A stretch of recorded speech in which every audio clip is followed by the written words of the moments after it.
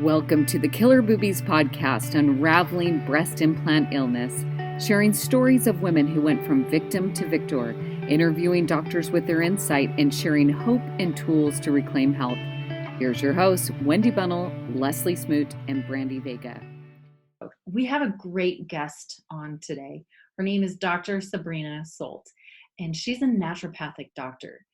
First of all, she's going to teach you how to optimize your immune system, which is key because right now the world is upside down with coronavirus fear. The next thing she's going to talk about is her own personal journey with breast implant illness.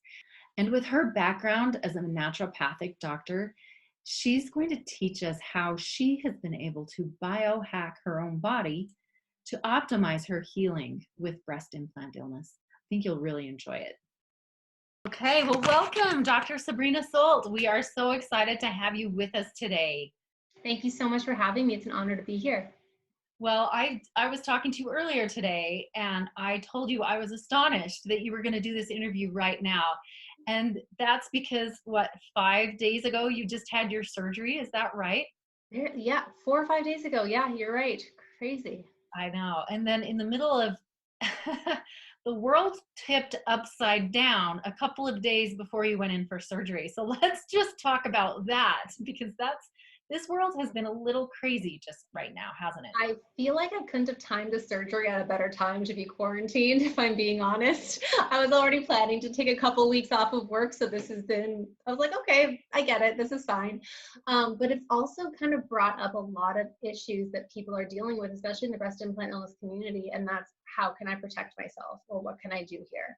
And I'm seeing a lot of posts in these groups where people are kind of freaking out because a lot of us, we have these compromised immune systems. We're not able to fight things off like people normally would. And then we already have trouble breathing because of the damn thing sitting on our chest. Exactly. So just thinking about this and just with my background, the number one things that came to mind were just things like, how can we just optimize our immune system so that if our body does come into contact with this virus, how can we effectively fight it off? Mm-hmm. Of course, you have to have the things in place like drinking enough water, getting enough sleep, getting enough rest, making sure you're exercising, not putting things in your body that are going to be negative and inflammatory like sugars or alcohol and whatnot, but also doing things like finishing your shower on cold. Very, very, very excellent at increasing your immune system. And that's based on studies that have been done on the guy named Wim Hof, the Iceman, where he will actually go out into the cold, and they've done tests on him where it actually measurably shows that it increases his immune system. That's free. Anybody can do it. All you need is cold water, which most of us have access to, especially this time of year. Mm-hmm. Another thing is vitamin D. Making sure you're getting enough vitamin D, which a lot of us are getting deficient in at this time of year too. So taking adequate amount of that, most times people will suggest taking anywhere from 5,000 to 10,000 IU a day in acute times to help prevent any viral transmission. And then another thing that I'm seeing a lot of people talk about in regards to the COVID-19 is actually elderberry. We're seeing a lot of misinformation right now. Yeah, people are saying that taking it is going to cause a cytokine storm, but the research that I've seen and the doctors and colleagues that I've spoken with, it's actually not an issue. You're still safe to take elderberry as an immune boosting protocol for these viral illnesses, and it's still going to be just as effective. Okay, so I do have the elderberry at home, and I have it in a liquid form. Yeah. So does that mean just every day now start taking a tablespoon, or? I would say preventative, you'd be safer at maybe half to 1 teaspoon a day. Okay. If you were to actually contract something, you're going to want to up your dosage for sure. Mm-hmm. Well, that's great. It definitely will help to strengthen the immune system. Did you mention vitamin C in there? Vitamin C is going to be good for overall boosting of the immune system. Mm-hmm. But sometimes I think that a lot of people aren't going to be able to get the doses high enough without upsetting their GI tract. So I kind of like to use other stuff first and then add in vitamin C. But if you are somebody that has access to a doctor or functional medicine doctor that can do nutritional IVs or intravenous vitamin C, that's going to be really helpful too. They actually have been using that in China to help fight the virus itself. Yeah, I noticed that. So when you say upset your digestive system, is that code for you're going to have loose bowels? Yes, it's so funny. My husband, he's the type of guy that, he's a big, strong guy, so more of everything is better. Yeah. And we had some vitamin C sitting in the house one time, and he decided to just take a giant couple tablespoons or something crazy like that. And I will never forget the noises coming from the bathroom that night. And the worst part is that I told him, I was like, you should just check with me. Just because something's a vitamin doesn't mean that it's safe. And not even a couple months later, he did the same thing with magnesium. Really? Oh, yeah. They just don't learn. He's going to kill me if he hears this. Take it to bowel tolerance, which means start small and add a little bit more. But if you get to your tipping point, unless you want to stay in the bathroom all day, you better back off. Yes, exactly.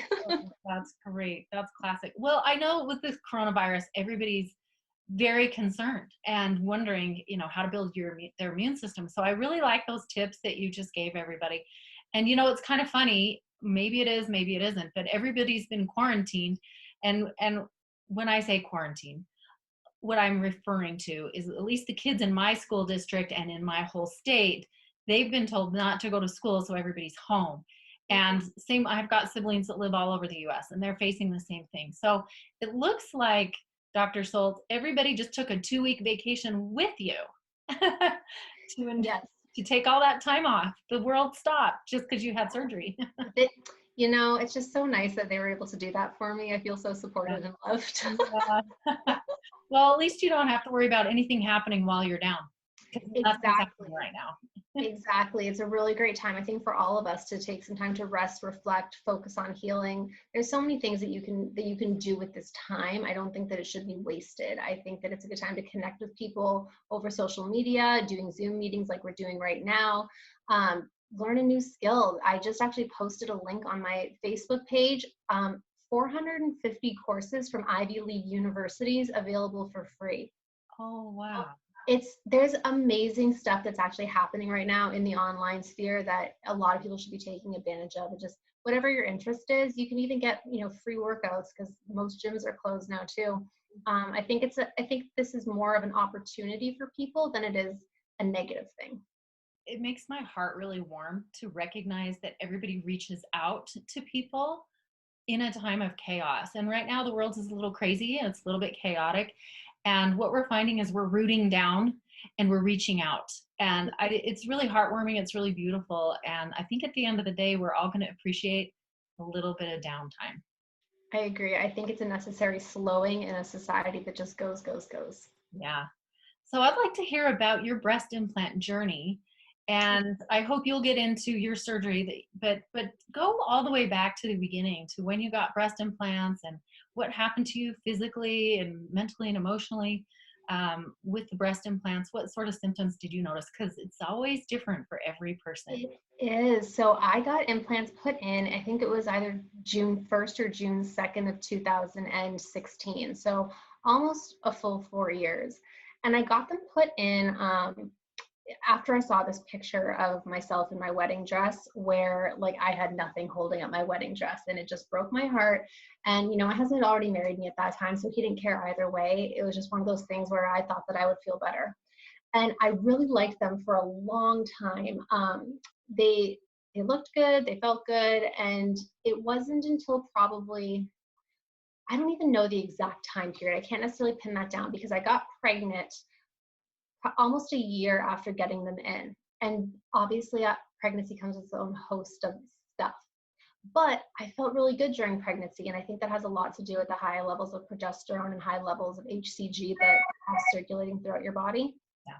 But giving birth after that, I was tanked. I felt horrible. And I just thought, I'm just a new mom. I'm just super tired. I'm just going to re-up on all the things that I should be doing. So making sure I'm getting nutrients in, sleeping when I can.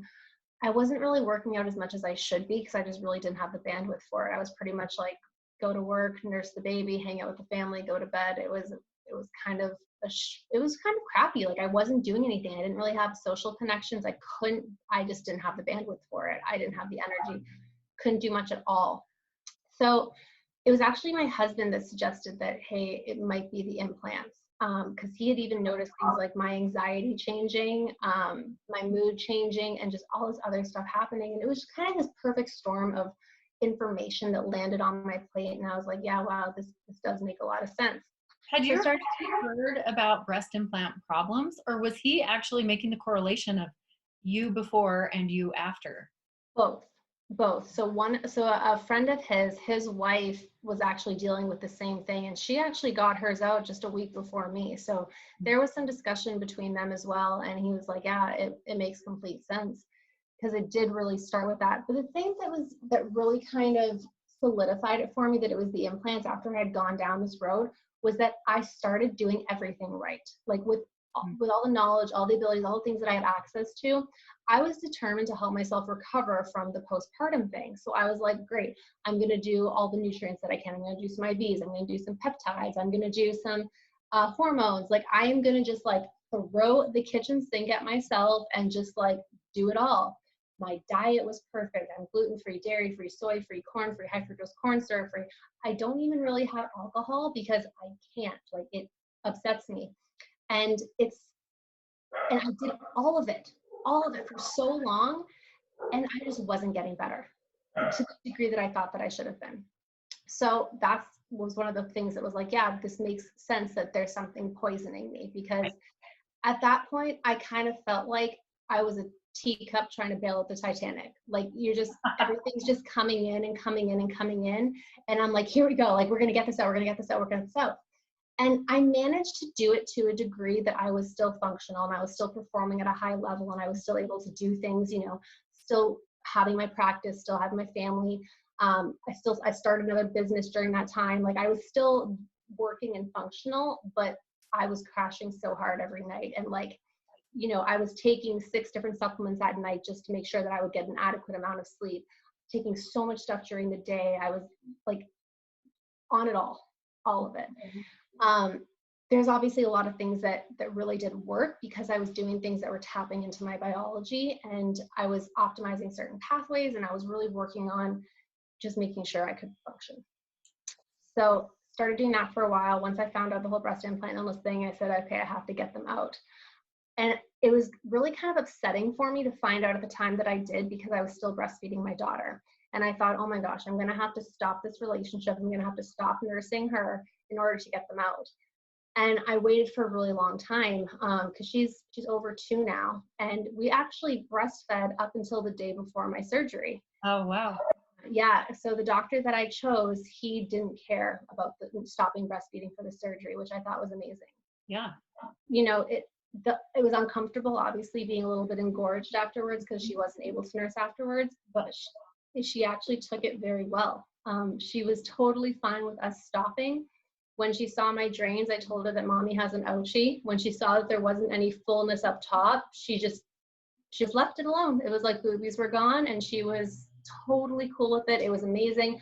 I think I'm more upset about it than she was. What a beautiful thing, though. She has this innate understanding. Yeah. Like, okay, mom's repairing this area. And so she just took to the bottle, okay?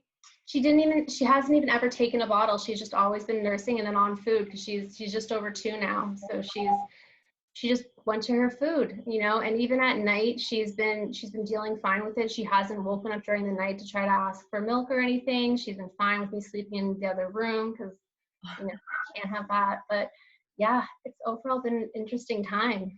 Yeah, that's precious. That's really sweet. Well, were your implants over the muscle or under the muscle? They were under the muscle. I actually have them right here. They were they're a Mentor. They're the Saline, obviously with the silicone outer shell. I had them put under the muscle. I got to say, the recovery after the explant it's been like a million times better than getting them put in.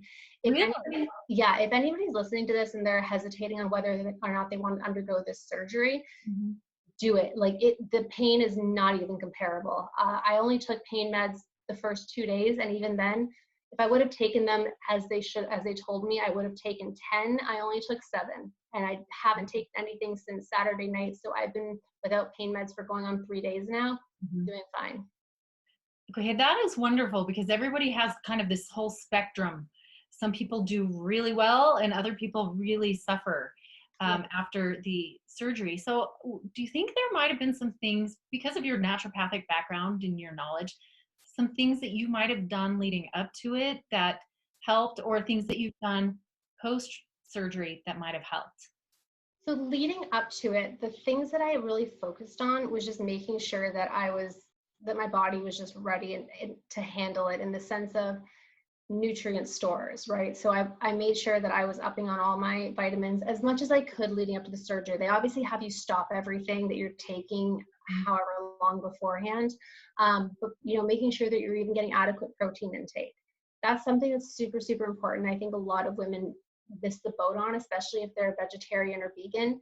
Yeah. Your body needs protein in order to create new tissue and to do the actual healing. So making sure that you're upping that in the weeks leading up to your surgery and then following that, it's non-negotiable for sure. That makes sense. If you need to build and repair, then you've got to give yourself the tools for building and repairing. And protein is that tool, right? Exactly. And also healthy fats. So every single cell in your body has a cellular membrane and a cellular cytoplasm. Those are all made of fats, the phospholipid bilayer. So the fats that you consume are the fats that make up you. So if you're eating fats in the form of fried food or ice cream or all the really like delicious stuff versus, your avocados, your olive oil, your macadamia nuts, guess what you're going to be made of? Right. You have to have your nutrition dialed in leading into this. It's non-negotiable. You shouldn't be consuming any alcohol. You shouldn't be smoking. You shouldn't be taking in a lot of sugar. Those are all going to slow healing for sure. Yeah. So if you've done all these steps before, then it's going to help your outcome after. How do you feel about collagen? Is that something women should take at this point? So I personally have been. I started taking it after my surgery. I actually just started mixing about 8 to 10 grams in my coffee in the morning after the surgery, and I feel like it's helped a great deal. But beyond collagen, what I've actually been doing that I like a lot more is just essential amino acids. These are free form amino acids that your body can't make. And a lot of women that are suffering with breast implant illness, a lot of us have stomach issues, right? So we get gas, bloating, constipation, diarrhea, the whole host of it. Anytime you have any gut dysfunction like that, you are not getting maximal absorption. I guarantee it. So even consuming food, well, say you're consuming something like a steak or a piece of chicken. Well, now your body has to break that down. The breakdown of protein happens in the small intestine. If your small intestine is not functioning, meaning you have some of those symptoms, who says you're getting the full absorption? Who says you're able to break that down entirely? You're probably not, right? So supplementing with just free form essential amino acids, and again, they're called essential because your body can't make them. That's what can actually is give your body the raw materials to make whatever proteins it needs. So if it needs to make collagen protein, it can make that, and it can make the different types, whether it's type 1, type 2, type 3, type 4. You can also code for different proteins. It can also repair your DNA. Essential amino acids were actually something that I've been taking basically from when I realized that I had the breast implant illness up until present day. So how do we get that? Is that coming in powder form that we add to our smoothies, or is that in capsules that we take as a supplement? I personally use the Pure Encapsulations brand, and it's just called Essential Aminos. But I can't make any specific recommendations on this. I'm just talking about what works for me. Yeah. But that is something, again, that I've been using because everything in your body that happens is coded for by proteins. Like that's how your DNA gets read. That's what happens at the cellular level. So once I realized that I was undergoing all of this damage on a daily basis, I was like, cool, I'm going to take this every single night to repair whatever might have gone wrong. Right. Okay, that's terrific. And I can see that would make a big difference on your. It makes a huge difference when you're under this threat or this attack every single day, and you get damage every single day, and you do not have the tools to repair. That's when you start to get this compounded effect over time, and you start to get sicker and sicker. So I think that that's one of the reasons that I was able to keep things at bay and stay as functional as long as I could, was I was just constantly giving my body the tools that it needed to repair. Right. And I think in my case, that's why I kept getting sicker. When I would do my blood labs, my naturopathic doctor would say, you have malabsorption syndrome. You're not, she was like, I know you're eating really well, but it's not getting absorbed into your body. And so I had to get real basic when it came to my food and make sure, just like you, I had to cut out all the wheat, all the dairy, all the soy, all the corn, and it just seemed like the list was 10 times longer than that. But but I had to in order to even get the nutrients. I wish I had known about the amino acids. I didn't know about that. So that's a really good thing. And stay on it for the 6 weeks while they're in recovery. Some of those basics that you just went through with us.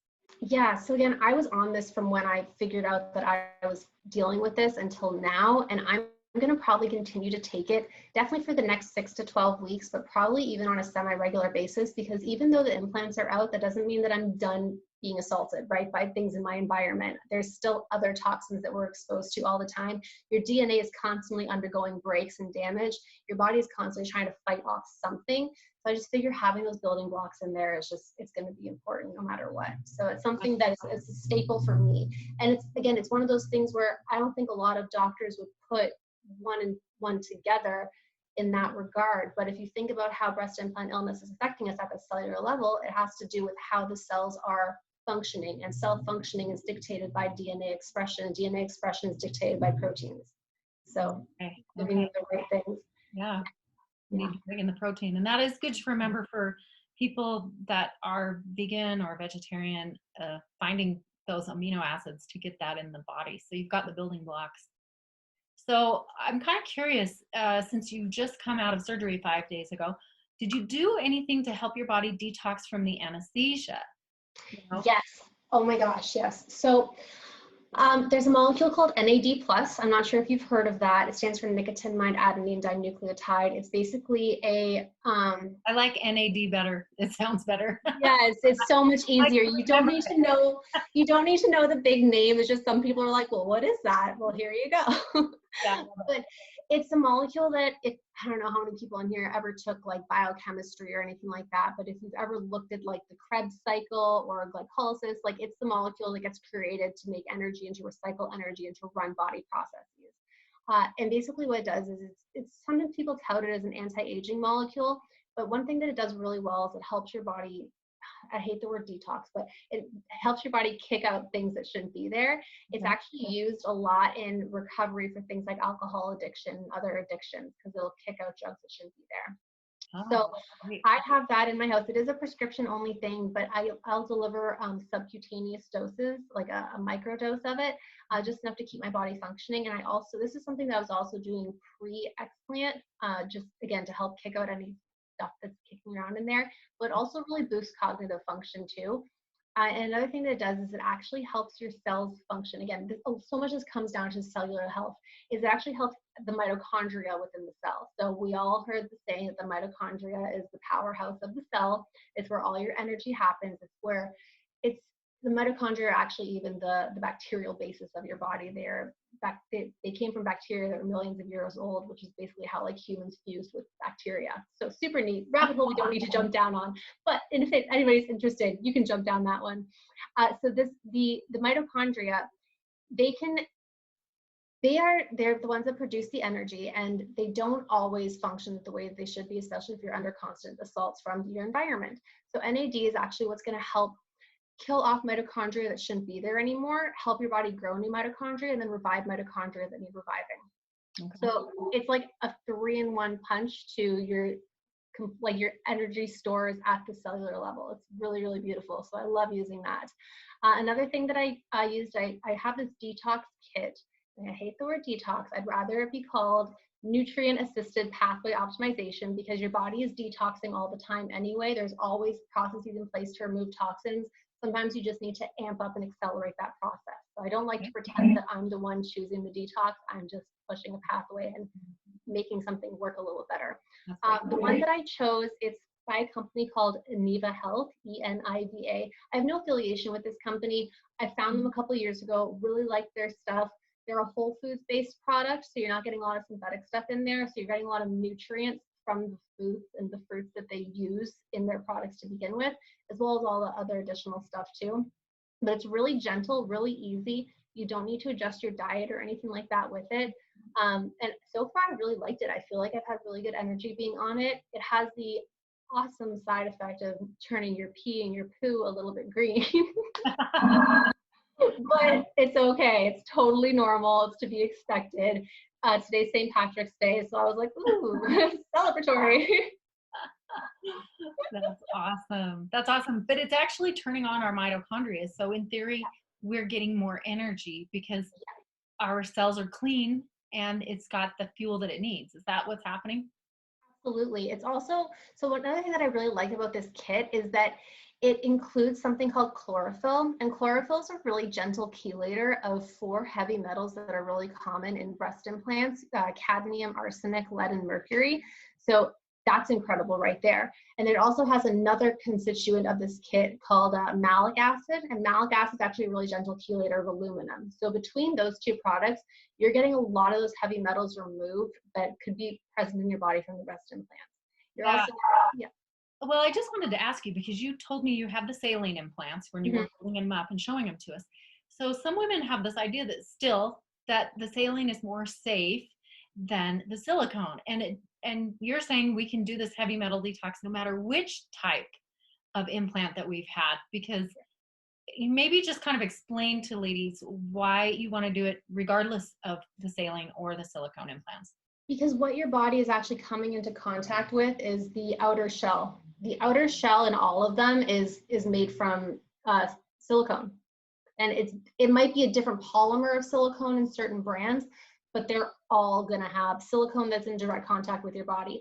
And I don't know if there's any other weirdos like me out there, but the first thing I did when I got these back was I actually smelled them. So I was like, I wanna smell what this chemical crap was like, because it's not like you get to smell them before they go in. And they straight up smell like chemicals. And not only that, they gave them to me in a plastic bag to take home, and they were sticking to the inside of the bag. And I was just like, man, like that level of stickiness was inside my body. And my surgeon even told me, he said, your capsules are really sticky. And I have no idea what that means. I haven't had my follow-up yet to, talk to him, have my drains removed or to get my pictures. But yeah, I'm really interested to hear what he meant by sticky capsules. Right. Well, I know that I've seen on some of the surgeries photos that you can actually get gel bleed, and it's as sticky as honey. Like it literally comes apart, and you can see little strands of goo.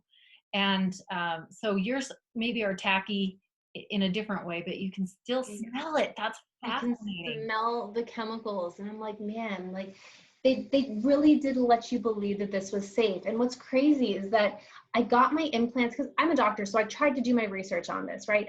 So I was looking at the safety data, and the safety data looked fine. It wasn't until I think it was the April after I got mine put in that they actually released the true safety data that we see floating around now, where it actually shows how many negative effects are actually happening. So I felt very misled by these companies, and just by the whole industry itself. Yeah.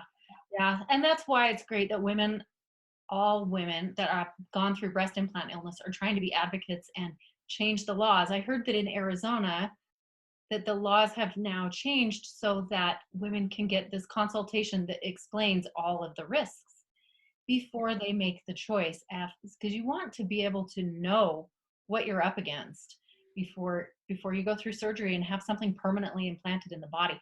I think as we move forward, we might find out that the permeability of these implants was greater than we knew, or at least at the very least some off-gassing. I mean, we talk about off-gassing of our carpets and things in our house so that we can have a green house. We haven't ever talked about making sure what's going in our body is an off-gassing in our own body, have we? No, it exactly is. It's releasing stuff into circulation that shouldn't be there. And anybody who's ever walked into a department store and got a headache from a perfume, you should understand just how bad off-gassing can be. Like, I don't know, I developed really, really bad chemical sensitivities after having these in, where I couldn't handle things like perfumes that I used to wear all the time. I haven't worn in a couple of years. It just got so bad for me. And I don't know if I'll ever be able to wear them again. I don't know if that part of me will recover. It would be nice if it did. But that doesn't mean that it's not toxic, right? Just because I can handle it doesn't mean that I should. But it's just a testament to the fact that, yeah, off-gassing is a real thing. Having those fumes is a real thing. And the body, here's the thing, anytime there's something foreign in the body, it wants to get rid of it. Like, straight up. Like, anytime, if you've ever even had a splinter, it doesn't stay in there, your body pushes it out. You think that it's different just because it's getting put underneath your muscle or a surgeon put it in. It's not. There is some degree of refusal happening. That's even organ transplant. Oh my God. Like, if thinking about this logically, right? Organ transplant from matched donors, blood type is all the same. They still have to be on anti-rejection drugs for the rest of their life. And that is a living tissue that is familiar to your body. Yeah. But yet, implants are safe. The logic doesn't hold up for me anymore. I think as we move forward in the next 5 years and the next 10 years, I hope that the next generation will look at us and say, what were you even thinking? You know? Crazy. It definitely does beg a bigger conversation about why women do this in the first place. I don't think we have enough time to unpack that, but I did make a post on Instagram about this one time that this really is just a symptom of a bigger thing, right? The breast implant illness in and of itself, it's just a symptom of what's going wrong in society for women, how we feel the need to adjust our bodies, how we feel the need to spend money on this stuff, how we're being lied to, how there's misinformation being spread, how it's profit over people.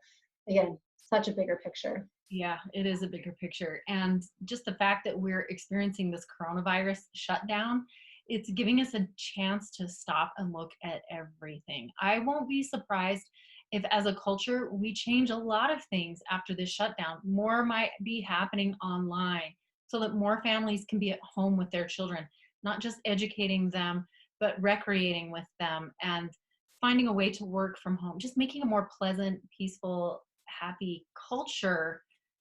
It'll just make such a difference in the whole world. So I think we have to look at weird things that happen in the world as an opportunity to reset.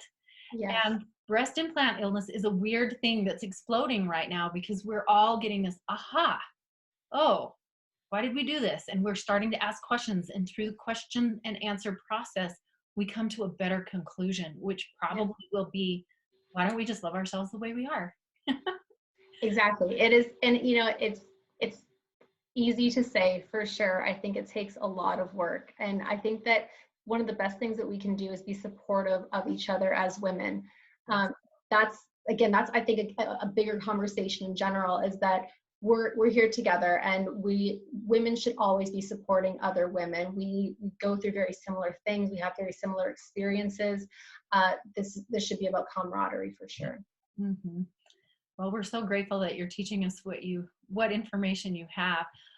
What else do you think has helped you sail through the surgery process? By the way, it was pretty brave that you would choose Friday the 13th to have your surgery. It's lucky. I choose to say that that's a lucky date for me, right? Our mindset is everything. I think there's something to be said for that too, is mindset. I don't know how many people are familiar with Dr. Joe Dispenza's work. Oh, yeah. But he works very heavily in teaching people that the power is really within your mind. And it's not to say that, you can overcome breast implant illness by just thinking positively about it. That's not it at all. But I do think that how much identity you place in your illness and how much you frequently think about it and how frequently you think about how sick you are, I think that is going to have a negative impact. Whereas if you think that you're empowered and you're healthy and you're doing the right things and you can do this, that you're going to have better outcomes. Absolutely. And I think it's hard to do. Do not get me wrong. I mean, my anxiety and depression skyrocketed when I had these implants, to the point where I was seeing a therapist once a week, was almost on taking medication. Like it got really, really bad for me. So trust me when I say it's hard to do that, but you have to have that mental fortitude to take this. And that was actually one of the reasons why I started doing the cold showers myself, is because if I had to start my day doing something super difficult that I didn't want to do, that I knew that I could get through, then nothing else was going to hurt me the rest of the day. Starting my day with like that purposeful stressor that, okay, it's 30 seconds. I can do this. It's going to suck, but I can do this. It's a stressor, but I can do this. You feel stronger the more you do it, right? And then every morning it's like a challenge. Every morning your head says no. It's like, no, not today, but you're like, no, I'm going to do it. And you get stronger just by doing those hard things. So keeping the mental toughness, you have to. Yeah, that's really good for me to hear, because I've gone through cycles of doing that cold shower therapy. And then I'm like, oh, I hate this. What am I doing? But I like your idea of mental toughness. It'll just be, I can be proud of myself for getting through it and accomplishing it, because I know it's going to help my body. Yes, and that's the whole point. The whole point is not to go into the shower and be like, oh, shivering, oh, I'm cold, I hate this, and like bear it. The whole point is to get in there and take your deep breaths and breathe through it and relax through it and realize that, yes, this sucks and this is coming at me, but I'm stronger than this and I'm going to be okay on the other side. And I could turn it to warm if I wanted to, but I'm going to stay in this and I'm going to be stronger for it. And the more that you do that over and over again, it's just like working out your toughness muscle. You know, you just get stronger in that regard. It's the mental toughness that you're exercising. Yeah, that's good. And you know, since you brought up Joe Dispenza, I'll mention something that I really learned from him that helped me, because I was listening to his some of his what do you call them, meditations after my surgery, because I knew I needed to heal. I wanted to focus on the healing. And then as I was listening also to some of his lectures, he really hit the nail on the head for me when he said, some of us, we like our illness because it served us in some way. And I had to sit and think about it, because I had been using phrases like, I can't do that. It's too much for me. I need to take it slow. I had these little sayings, and it was really to help other people understand that I didn't have the same capacity as everybody. But once I had the surgery, I was like, wait a minute, those aren't my phrases anymore. And I needed to actually let them go with love so that I didn't stay attached to them, because I needed to now open up the new world of me and the new energy level and embrace the new stuff coming in. But if I weren't able to let those go, I would have prevented all the goodness to come in to this new healthy body. Absolutely. Yes, you hit the nail on the head. I do recommend that people, if they're struggling with this aspect, listen to Dr. Joe Dispenza. It's going to be probably one of the best things you do as far as enhancing your healing. He really is a master at his craft. Yeah, he is fabulous. He is. Well, Dr. Solt, what I'd love to do, because we can't stay on the phone all day today, what I'd love to do is have you come back again and teach us more about breast implant illness and how to take care of our bodies. And would you be willing to do that for us? I would love to, of course. Good. Well, we'll schedule another time for you to come back, and we'll dive in more. And in the meantime, those in our audience, when you have questions for Dr. Sabrina Solt, please send them to us, killerboobies@gmail.com, and we'll make sure that we ask her these questions in an upcoming interview. Thank you so much for joining us today. Thank you so much for having me. This was so much fun. We hope you continue to heal well and that you'll be on top of the world real soon. That's the plan. Thank you for listening. Spread the word by subscribing, liking, and sharing the Killer Boobies podcast today. You could be the person who helps someone reverse their pain and suffering and reclaim their health today.